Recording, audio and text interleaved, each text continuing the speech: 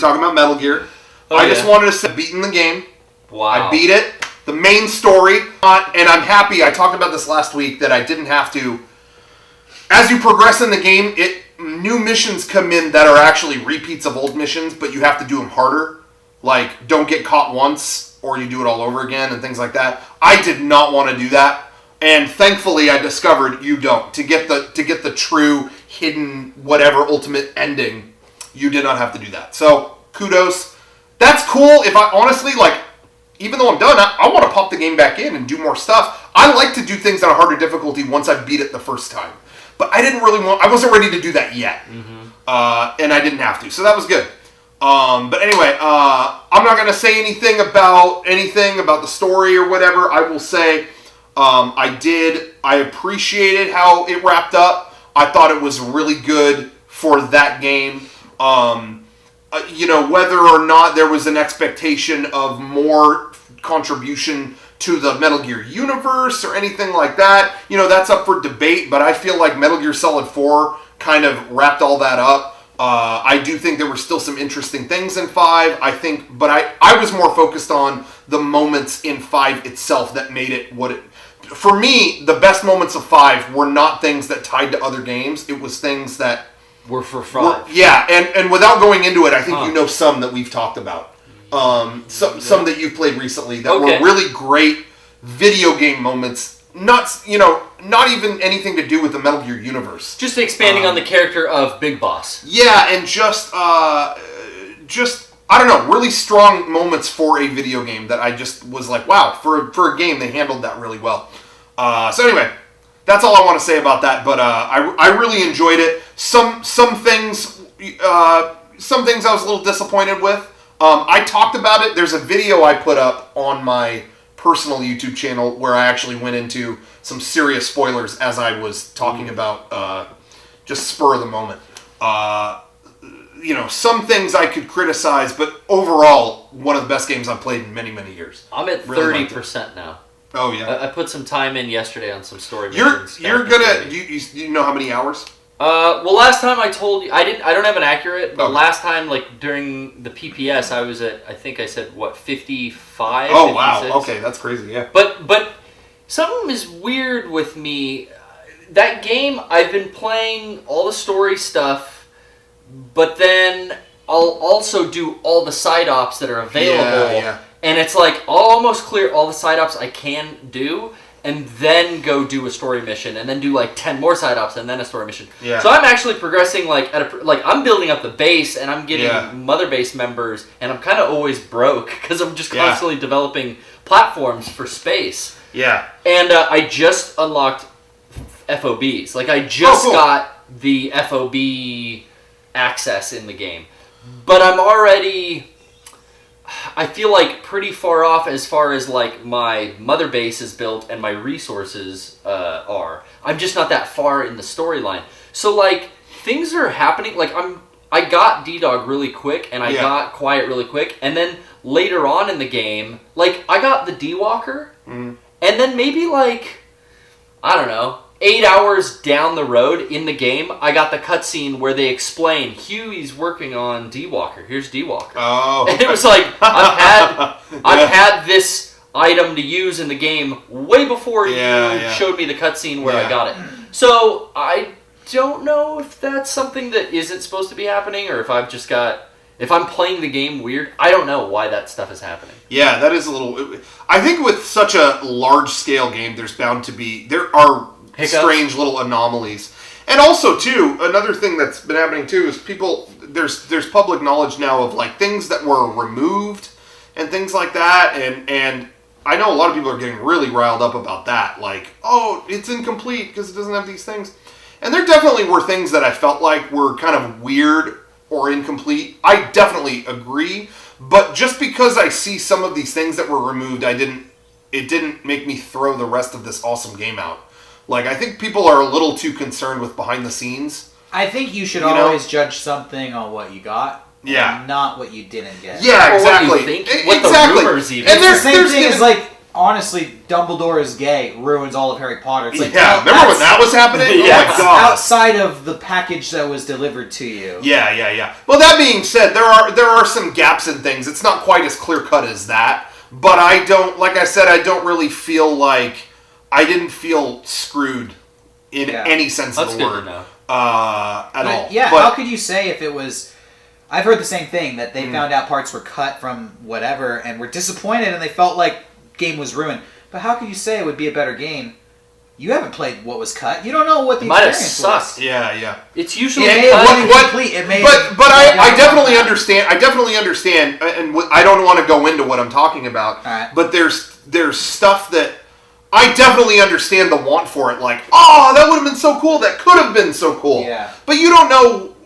My point is, you don't know why they cut it. Yeah. And yeah, exactly. Maybe it sucked. What has really bothered me the past couple of weeks is all these people making up these stories about, yeah, because of budget they couldn't do this and da-da-da-da-da. And it's like no one has any fucking info on why this. Yeah. Now I have my guesses, and I bet it probably was a budget thing, but we don't know. And I keep hearing these kind of like tales about what happened, and it's like we don't. It kind of gets back to what we were talking about earlier about Alien 3. A lot of people don't like that movie, but then I hear arguments, why don't you like it? And it's always like, well, I read what they were gonna do. Yeah. And it was so much cooler. Yeah. I watched this, and I know it's just an abortion of a movie. It's you read what their ideas were initially. I don't know, ideas change. Things... When you create something like that, it goes through so many iterations, and the process is so, like... It gets made, it gets redone, it gets polished, things get put in, things get taken out. Even on the short form, like our Pokemon Go video we were just talking about, it came out kind of different from how we originally envisioned, like you were saying, Rocco. It's just the process of going through creating something. Yeah. I mean, I know there's people who are probably disappointed, but you just got to judge it on what you got, not what's not there. Yeah. And so for me, I felt some phantom pains, but I didn't. It didn't affect what I had already really enjoyed. I put more hours into that game than any game I've played in like a long time. Were you happy with the amount of cutscene and story and stuff you got to the cutscene? I thought it was fine for this game. Yeah, I'm not really. I went in with an expectation that I think was a lot more realistic. I felt like I said, Metal Gear Solid 4 ended all that. Yeah. So what I got from this, I thought was great for this game. For this. So I was stoked. There were some things that I complained about, and I talk about it in that video. But there's always something that I could look to, like, this I didn't really like how this worked in the game. Yeah. This was bothersome at times, but it was totally dealable. Yeah. I was going to say, anyway, that's really all I played this past week. Metal Gear Online, when does that actually go? October something. I want to say like 10th or something. I don't really pay attention to dates. I didn't even know I was supposed to be here. They showed. What was I going to say? They showed some new costumes or something you could get. Really? They showed some DLC stuff at Tokyo Game Show. I still haven't downloaded the gear that I got for pre-ordering. There's like weapons, shields. Yeah, I didn't really look into that. I still haven't. I've had so much fun playing the game from the start. I haven't gotten that stuff. I need to put in that code and get that stuff. Yeah. But they showed more coming for Phantom Pain. Yeah, they showed. Just little downloads, costumes and things like that. Nothing. What's interesting was Raiden's costume was in Ground Zeroes, Raiden from Revengeance, that futuristic, costume. I wonder if that game asset is in the Phantom Pain somewhere. If you could somehow, I don't know, maybe that'd be a cool DLC to go back through missions as well. Yeah, I haven't looked up like what's everything you can unlock, because that stuff was cool. In Ground Zeroes, you could run around the level as Raiden, and he ran way faster. So it was fun if you were just fucking around wanting to, just CQC guys. I saw somebody in the chat talking about, there's still people kind of raging about, like, Kiefer Sutherland doesn't say enough. And even, people, now that it's on PC, people are digging through the files and finding, there's hours of shit that they recorded isn't in the game that he recorded. And really? Like that. Yeah. But I really think that's missing the point. The point behind this game was it was really putting you in the seat of the Metal Gear saga, and it's the closest the series has to a silent protagonist game. You know, and it does not you can bother interchange him with a different soldier too. You don't have to play as him. It doesn't bother me at all. Yeah, and when I'm playing that game, yeah, it's the less he says, the better. I get that he's got to, you know, give orders to your buddy in the buddy system, or if you're doing like an escort mission or whatever. But yeah, other than that, I don't need Snake to talk a lot. I call in for the codec and get Miller and Ocelot giving me data on the mission, but I'm the main character. That voice in my head is me. You know, I don't know. It doesn't bother me. Yeah, it never did. I just didn't. I didn't really hold this game up to the same thing that I did the other ones. Like I said, I just felt like 4 ended so. And Keith Sutherland's voice is good in it. It's not a David Hayter loyalty thing either. Yeah. I think Keith Sutherland did a great job voicing Big Boss, and it's just fine that there's not that much of it within the actual gameplay. Within cutscenes and stuff like that, you do get some. In the cassette tapes, you get some. Yeah. Yeah, I really hope people are out there listening to the cassette tapes and using them. I'll listen to stuff over and over again. I liked the cassette tapes more than codecs, to be totally honest. Yeah. The codec thing was always kind of overload to me. Not that I didn't enjoy them. Yeah. But some of them you were forced so much. You were forced to sit at that screen if it was a 20-minute conversation. Yeah. Now you can free roam while Ocelot gives you the intel. I was going to say, what became my routine was doing all this stuff in the game. The way I just go about my life in general, when I'm out doing stuff, is I'm playing podcasts or I'm playing music or something. And I love that in this game, I micromanage all these things, and as I do it, I could play these long, in-depth conversations.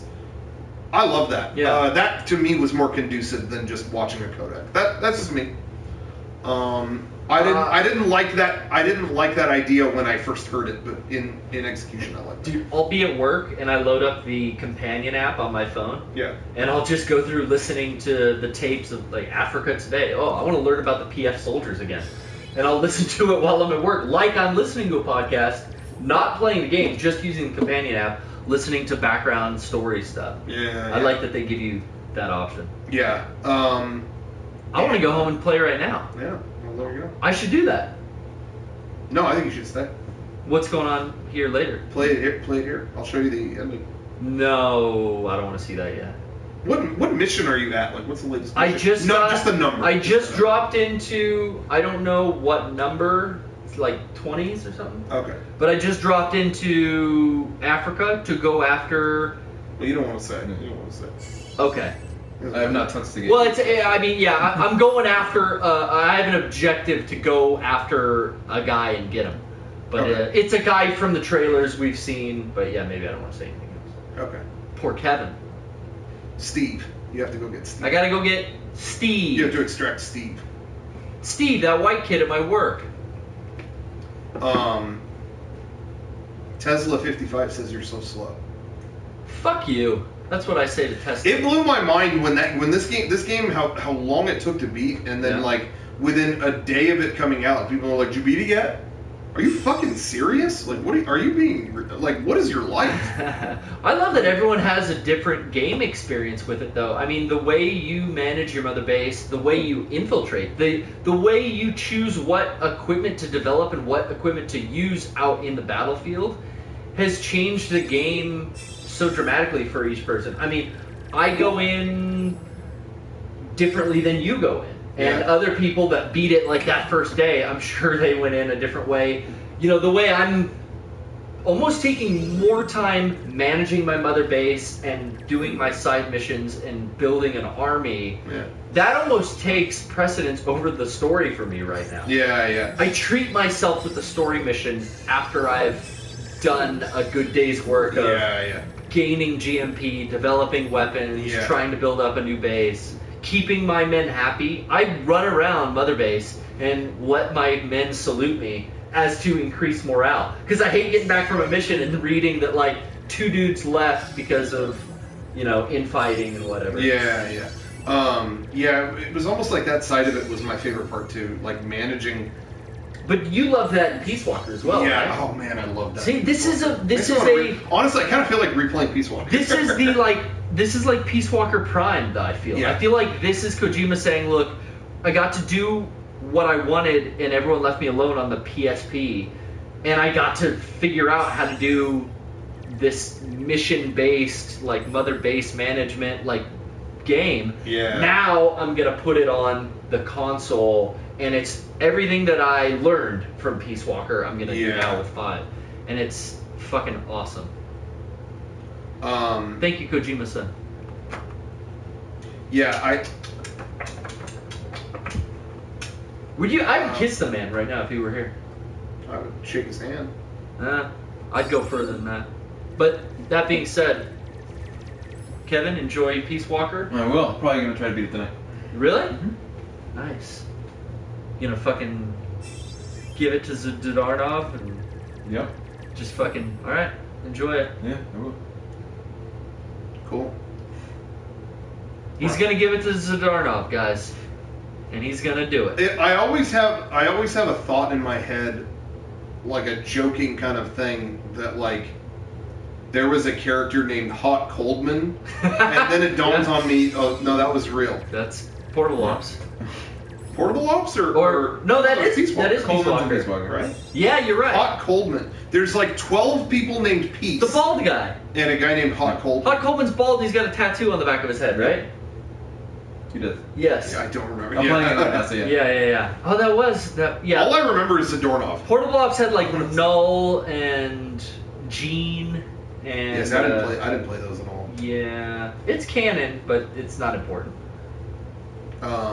It won't. What, Portable Ops? Yeah, you don't need. I think that's not Really? anymore. It takes place between the 10 years of between Yeah, it definitely 3 and like Peace Walker. it's all about Genome Soldier, Yeah. the birth of them trying to create perfect soldiers and stuff. So it doesn't really fuck up the storyline. Yeah, but I think Kojima said. Oh really? Like don't pay attention He didn't. to it. I didn't direct. Like basically said, if I didn't direct it, it's not canon.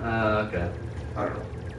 Well, as a fun side note, they don't screw up the main storyline, so they're fun. But yeah, you don't need those. Yeah, games. I still. But yeah, Metal Gear Acid 2, you need. It's a must-have. Anyway. yeah, I hear that people tell me that all the time. I hate it when people say Acid isn't Hey, the story. along with the Metal Gear series. The stories in Acid and Acid 2 are wacky. Well, they're fucking card games. Yeah. But the cutscenes, I believe, are all Ashley Wood stuff, like Portable Ops. They were fun, but there was nothing else to fucking play on the PSP. That's why they were Like, fun. and Acid came out right when Yeah. PSP came out. I get the 3D glasses for Acid too. The Solid Eye? The Solid Eye the cardboard system is great. Yeah. I never even tried Metal Gear Acid. I didn't bother. It was, I tried regular Acid, too trippy for me. So Yeah. Metal Gear Metal Acid. Gear Yeah, Acid. Metal Gear Acid is Went to a dark place. It's a cleaner hit. All right, guys. Okay. I'm gonna take off too.